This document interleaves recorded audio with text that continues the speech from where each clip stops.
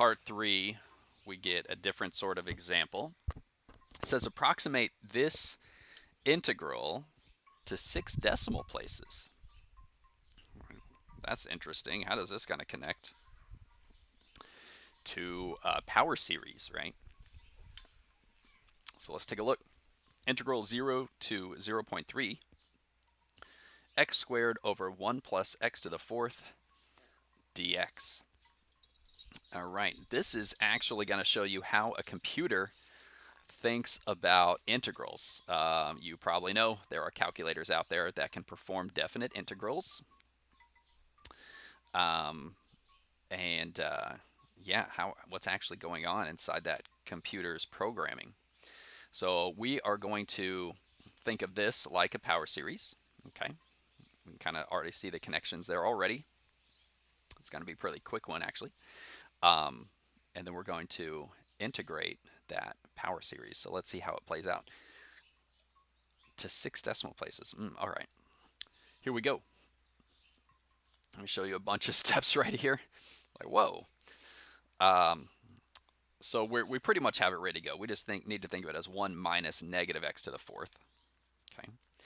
And then we can see our a and our r, set it up like the geometric series. Okay. N equals 0 to infinity, x squared, negative x to the 4th to the n power. Okay. Here's what we want to do. We want to clean this up. Okay. We actually prefer it not to stay in the form of the geometric series. We're going to simplify it. So one thing you can notice, you've got that negative to the n. So we're going to separate the negative 1 to the n and the x to the 4th to the n. Okay. X to the 4th to the n is x to the 4n, right? We would multiply. And then we also have an x squared. So x to the 4n times x squared cleans up as x to the 4n plus 2. When you simplify all those powers of x and you separate the negative to the n. Okay.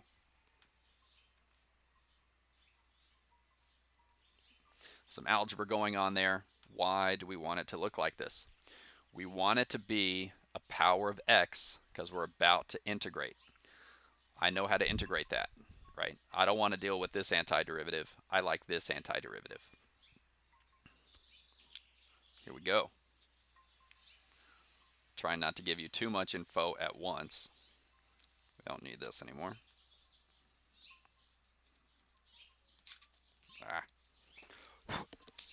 Okay. We're going to take that whole thing.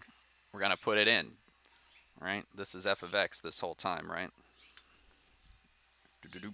There it is. Now here's a pretty cool trick. When you're integrating a series, it turns out you can switch the order.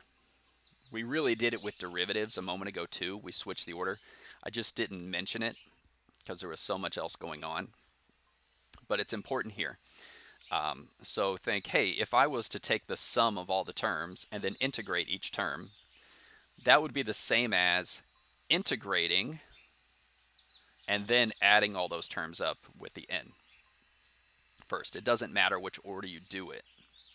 Same with derivatives. Hopefully that makes sense to you why that would be the case. Okay, so if I'm going to think about integrating this, now it's with respect to x, right, dx. So the n I'm thinking of like a constant. So this negative 1 to the n is just a constant that's going to carry along. And then I'll have to think about, okay, x raised to a power. Fine. Here we go. Let's do a step. I guess I broke it down, right? So I just took that constant out in front of the integral. It's just the integral here for n plus 2 with respect to x. And there it is. There's the constant.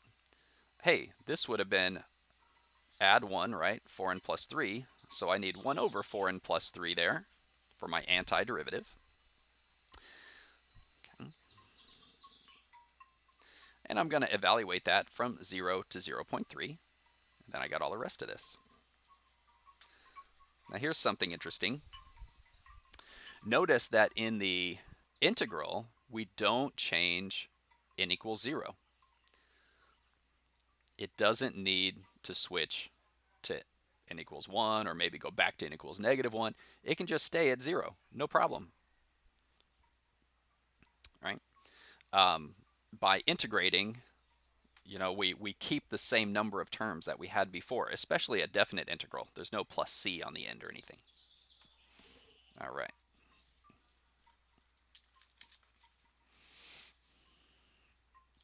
So let's pick it up from here.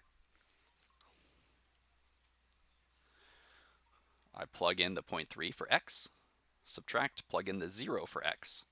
Of course, the 0 just wipes everything out. So there I have it. Okay.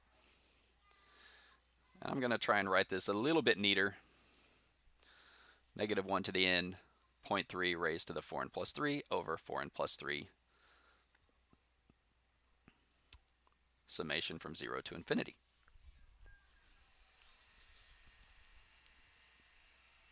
Okay.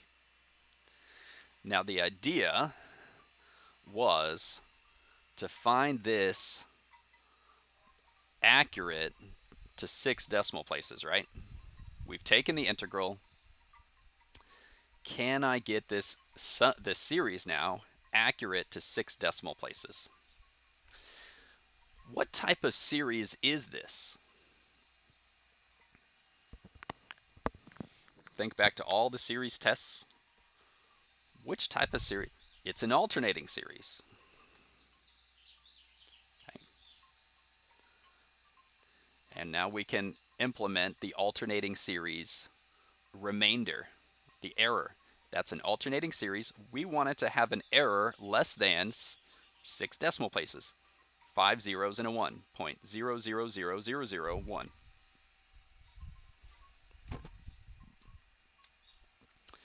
All right, no problem. If you recall, this is how we're going to set it up. Alternating series remainder theorem says the next term, an plus 1, needs to be less than whatever our error is set to be. So if we need to be accurate to 6 decimal places, 0.000001.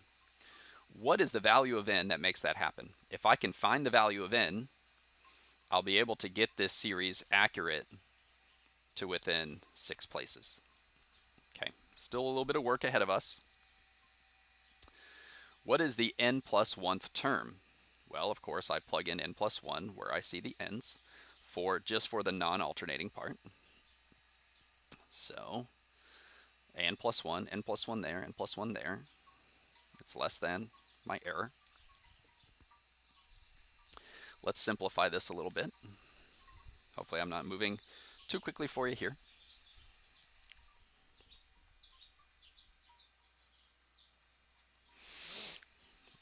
Okay.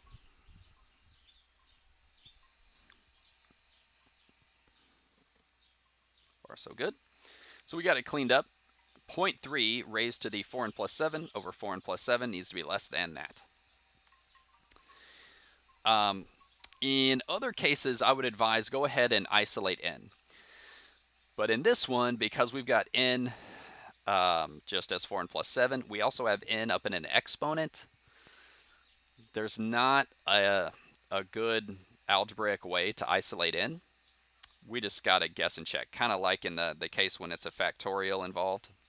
There's not an algebraic way to isolate n. We guess and check your way there. So I'm going to pick that up on the next page.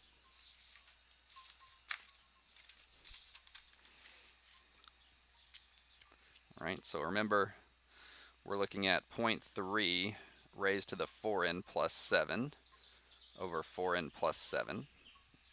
So guess and check my way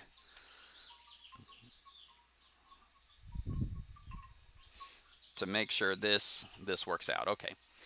And you know what? I have no idea. So what value of n would cause this? I'm just going to start at the baseline.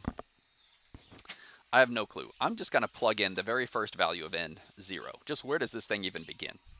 And it turns out if n equals 0, I've got 0.3 to the 7 divided by 7. And that gives me this number. I get 4 zeros and a 3, and then some other digits after that going on. Well, clearly that is not less than my goal. So n equals 0, pretty small, but not small enough. So maybe let me just go one more. I have no idea. Let me go to n equals 1.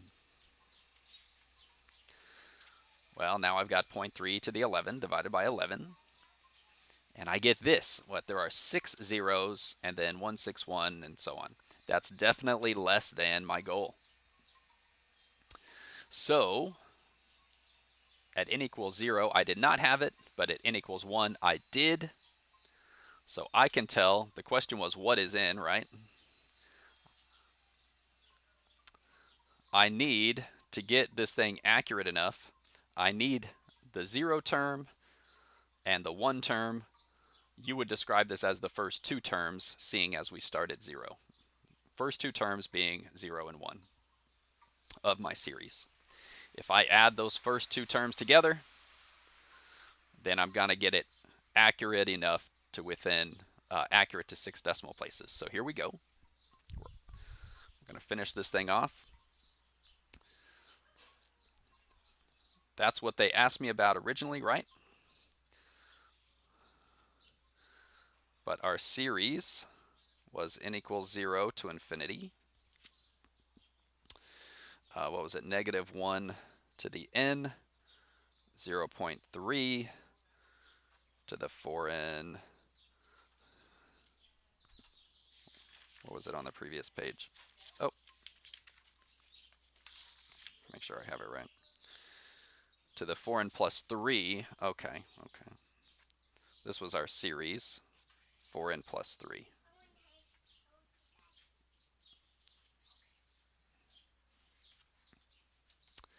So we need the first 2 terms, the 0 term and the 1 term. So the 0 term, 0, 0, 0, gives us that. And we're going to add the 1 term. Well, the n equals 1 makes it a subtraction. To the 7th. We put those 2 together. We're going to have it accurate enough. I just threw that whole thing into a calculator, got this. 0.0089687,571.